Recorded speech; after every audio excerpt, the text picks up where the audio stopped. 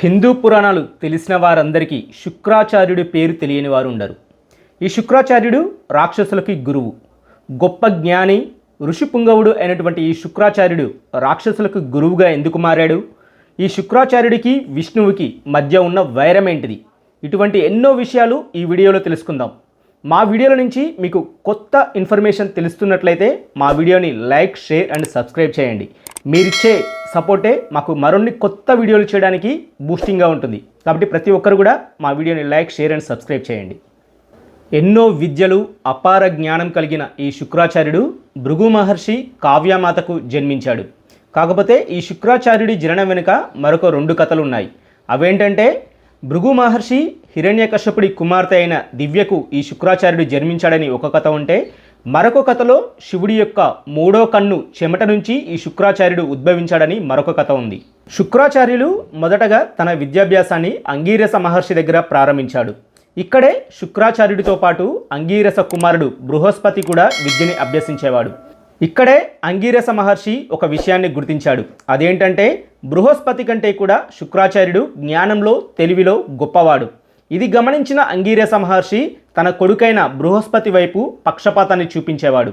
ఇది గమనించిన శుక్రాచార్యుడు అక్కడి నుంచి బయటికి వచ్చి గౌతమ మహర్షి వద్ద తన విద్యని అభ్యసించాడు. శుక్రాచార్యుడు అసురులకి గురువుగా ఎలా మారాడో తెలుసుకుందాం. దేవతలందరూ కూడా అంగీరస కుమారుడైన బృహస్పతిని తమ గురువుగా అంగీకరించారు. జ్ఞానంలో, తెలివిలో తనకంటే తక్కువైన బృహస్పతిని దేవతలు గురువుగా అంగీకరించడంతో కోపంతో తను ఎలాగైనా వారికి బుద్ధి చెప్పాలన్న ఉద్దేశంతో శుక్రాచార్యుడు రాక్షసులకు గురువుగా మారాడు.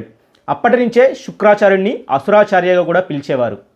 శుక్రాచార్యుడికి ఆ పేరు ఏ విధంగా వచ్చిందన్న దాని మీద ఒక చిన్న కథ ఉంది. అదేంటంటే, ఒకసారి శుక్రాచార్యుడు కుబేరుడి వద్ద ఉన్న ధనాన్ని మొత్తం మోసం చేసి లాక్కుంటాడు. దానితో కుబేరుడు శివుడి వద్దకు వెళ్ళి జరిగిందంతా వివరిస్తాడు. దానితో కోపోద్రిక్తుడైన శివుడు శుక్రుణ్ణి అమాంతం మింగేస్తాడు. దానితో తన తప్పు తెలుసుకున్న శుక్రాచార్యుడు శివుడి కోసం పూజ చేయడం ప్రారంభిస్తాడు. దానితో శాంతించిన శివుడు శుక్రుడిని తన శుక్రకణం రూపంలో బయటికి వదిలేస్తాడు. అప్పటి నుంచి శుక్రుడిని శుక్రాచార్యుడిగా పిలవడం మొదలుపెట్టారని ఒక చిన్న కథ ప్రాచుర్యంలో ఉంది. శుక్రాచార్యుడికి శ్రీ మహావిష్ణువుకి మధ్య వైరం ఏ విధంగా మొదలైందో ఇప్పుడు చూద్దాం. శుక్రాచార్యుడు అసురులకి ఎన్నో విద్యలు, ఎన్నో క్షుద్ర పూజలు నేర్పించాడు. అయినా కూడా దేవతలతో జరిగే యుద్ధంలో అసురులు ఓడిపోతూ వస్తూ ఉన్నారు. దీనితో ఎలాగైనా సంజీవని మంత్రాన్ని నేర్చుకోవాలని చెప్పేసి తపస్సుకు బయలుదేరాడు శుక్రాచార్యుడు. ఈ విషయాన్ని తెలుసుకున్న ఇంద్రుడు ఇదే సరైన సమయమని ఇంద్రుడు అసురుల మీద యుద్ధానికి దిగాడు. ఆ యుద్ధంలో నిలవలేకపోయిన అసురులు శుక్రాచార్యుడి మాత అయిన కావ్యమాత దగ్గరికి శరణు కోరారు. దానితో కావ్యమాత అసురులకి అభయమిచ్చి ఇంద్రుడితో యుద్ధానికి దిగింది. ఆ యుద్ధంలో ఓడిపోతున్న ఇంద్రుడు శ్రీ మహావిష్ణువు దగ్గరికి వెళ్ళి జరిగిందంతా వివరించాడు. దానితో శ్రీ మహావిష్ణువు కావ్యమాతతో యుద్ధం చేసి ఆ యుద్ధంలో తన సుదర్శన చక్రంతో శుక్రాచార్యుడి తల్లి అయిన కావ్యమాతను సంహరించాడు. ఈ విషయాన్ని తెలుసుకున్న శుక్రాచార్యుడు తన తల్లిని చంపిన శ్రీ మహావిష్ణువు మీద పగబట్టాడు. ఎలాగైనా తన పతనాన్ని కోరుకున్నాడు. అసురుల గురువైన శుక్రాచార్యుడు దేవతల అధిపతి అయిన ఇంద్రుడి కుమార్తెని ఏ విధంగా వివాహం చేసుకున్నాడో ఇప్పుడు చూద్దాం. సంజీవని మంత్రం కోసమై శుక్రాచార్యుడు శివుడి కోసం ఘోరమైన తపస్సును చేయడం ప్రారంభించాడు. ఎన్ని సంవత్సరాలైనా శివుడు మాత్రం ప్రత్యక్షం కాలేదు. దానితో విసుగు చెందిన శుక్రాచార్యుడు ఒక చెట్టుకి తలకిందులుగా వేలాడుతూ తపస్సు చేయడం ప్రారంభించాడు. అంత ఘోరమైన తపస్సు చూసి ఇంద్రుడు ఎలాగైనా ఈ తపస్సుని భగ్నం చేయాలని తన కుమార్తె జయంతిని పంపించాడు. శుక్రాచార్యుడి తపస్సు భగ్నం చేయడానికి జయంతి తలకిందులుగా వేలాడుతున్న శుక్రాచార్యుడి కింద ఎండుటాకుల మంటల్లో మిరపకాయలను వేసింది.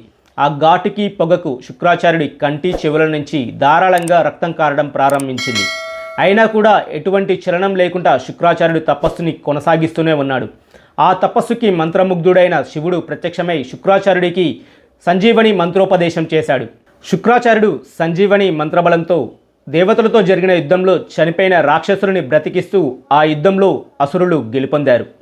ఆ తరువాత జయంతి తను చేసిన తప్పును తెలుసుకొని శుక్రాచార్యుడి దగ్గరికి వెళ్ళి తనని క్షమించమని, తనని వివాహం చేసుకోమని కోరింది.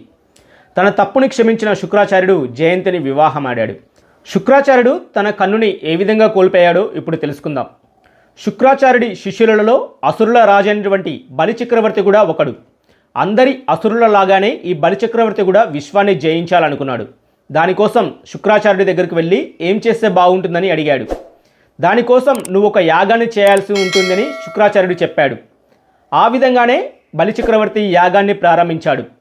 ఆ యాగంతో బలిచక్రవర్తి యొక్క శక్తి అమాంతం పెరుగుతూ ఉంది. అది తెలుసుకున్న దేవతలు భయంతో శ్రీ మహావిష్ణువుని శరణు కోరారు. శ్రీ మహావిష్ణువు బలిచక్రవర్తి యొక్క యాగాన్ని ఆపడం కోసం మరగుజ్జు రూపంలో వామన అవతారం ఎత్తాడు. ఆ వామనుని రూపంలో ఉన్న శ్రీ మహావిష్ణువుని చూసి గుర్తించలేని బలిచక్రవర్తి నీకు ఏం వరం కావాలో కోరుకో అన్నాడు. అప్పుడు ఆ వామనుడు నాకు 3 అడుగుల నేల చాలు అని చెప్పాడు. ఆ వరాన్ని తీర్చడానికి ప్రతీకగా బలిచక్రవర్తి తన కమండలం నుంచి నీటిని వామనుడి హస్తంలో పోయడానికి సిద్ధపడ్డాడు. ఇదంతా గమనిస్తున్న శుక్రాచార్యుడు వచ్చింది వామనుడు కాదు, సాక్షాత్తు ఆ శ్రీ మహావిష్ణువు అని గ్రహించాడు. ఎలాగైనా దీనిని ఆపాలని శుక్రాచార్యుడు ఒక కీటకం రూపంలో ఆ కమండలం నీటిధారకి అడ్డుగా వచ్చాడు. అది గమనించిన వామన రూపంలో ఉన్న శ్రీ మహావిష్ణువు ఒక పుల్లతో ఆ కమండలంలో కూర్చాడు. అది నేరుగా వెళ్ళి శుక్రాచార్యుడి కంటిలో కూర్చుకుంది. ఆ బాధతో విలవలలాడుతున్న ఆ కీటకం బయటికి వెళ్ళిపోయింది. ఆ నీటిధార వామనుడి హస్తంలో పడింది. అప్పుడు ఆ వామనుడు నాకు 3 అడుగులు కావాలన్నగా అని చెప్పేసి అమాంతంగా తన రూపాన్ని పెంచి మొదటి అడుగు భూమి మీద, 2వ అడుగు ఆకాశంలో పెట్టాడు. 3వ అడుగు ఎక్కడ పెట్టాలని ఆ బలిచక్రవర్తిని అడిగాడు. వచ్చింది శ్రీ మహావిష్ణువే అని గ్రహించిన బలిచక్రవర్తి ఆ శ్రీ మహావిష్ణువుకి దండం పెడుతూ ఆ 3వ అడుగుని తన నెత్తి మీద ఉంచమని కోరాడు. ఆ విధంగానే వామన రూపంలో ఉన్న శ్రీ మహావిష్ణువు బలిచక్రవర్తి యొక్క తల మీద తన 3వ పాదాన్ని మోపి ఆ బలిచక్రవర్తిని పాతాళానికి తొక్కేశాడు. ఈ విధంగా శుక్రాచార్యుడు తన కంటిని కోల్పోయాడు. బలిచక్రవర్తి యొక్క దాన గుణాన్ని మెచ్చిన శ్రీ మహావిష్ణువు ఆ బలిచక్రవర్తిని పాతాళ లోకానికి రాజుగా నియమించాడు. చనిపోయిన శుక్రాచార్యుడు మరలా ఏ విధంగా బతికాడో ఇప్పుడు చూద్దాం. శుక్రాచార్యుడి వద్దకి దేవతల గురువైన బృహస్పతి కుమారుడు కచ విద్యను అభ్యసించడానికి వస్తాడు. శుక్రాచార్యుడికి బృహస్పతికి వైరం ఉన్నప్పటికీ కూడా బృహస్పతి కుమారుణ్ణి తన శిష్యుడిగా అంగీకరించాడు శుక్రాచార్యుడు. కాలక్రమేణా కచ యొక్క గురుభక్తికి మెచ్చిన శుక్రాచార్యుడు కచకి మృత సంజీవని మంత్రాన్ని ఉపదేశిస్తాడు. ఇది నచ్చని అసురులు ఎలాగైనా కచని సంహరించాలని ఎన్నో ప్రయత్నాలు చేస్తారు. చివరికి విజయవంతంగా కచని అసురులు అంతమొందిస్తారు. అంతమొందించడమే కాకుండా ఆ కచ యొక్క భస్మాన్ని ద్రాక్షరసంలో కలిపి అసురులు శుక్రాచార్యుడికి అందిస్తారు. అది తెలియని శుక్రాచార్యుడు ఆ ద్రాక్షరసాన్ని సేవిస్తాడు. కచుడు ఎక్కడ కనిపించకపోవడంతో తన మంత్రశక్తితో కచుడిని పిలుస్తాడు శుక్రాచార్యుడు. శుక్రాచార్యుడి కడుపులో ఉన్న ఆ కచుడు ఆ మంత్రశక్తి ప్రభావంతో శుక్రాచార్యుడి కడుపుని చీల్చుకొని బయటికి వస్తాడు. ఆ బయటికి వచ్చిన కచుడికి శుక్రాచార్యుడు చనిపోయి కనిపిస్తాడు. మరలా కచుడు తన మంత్రశక్తి ప్రభావంతో శుక్రాచార్యుడిని బ్రతికిస్తాడు. ఇది శుక్రాచార్యుడు చనిపోయి బ్రతికిన కథ. ఇది రాక్షసుల గురువు అయిన శుక్రాచార్యుడి యొక్క వృత్తాంతం. ఈ వీడియో గురించి మీరేమనుకుంటున్నారో మీ అమూల్యమైన అభిప్రాయాన్ని కామెంట్ రూపంలో తెలియజేయండి.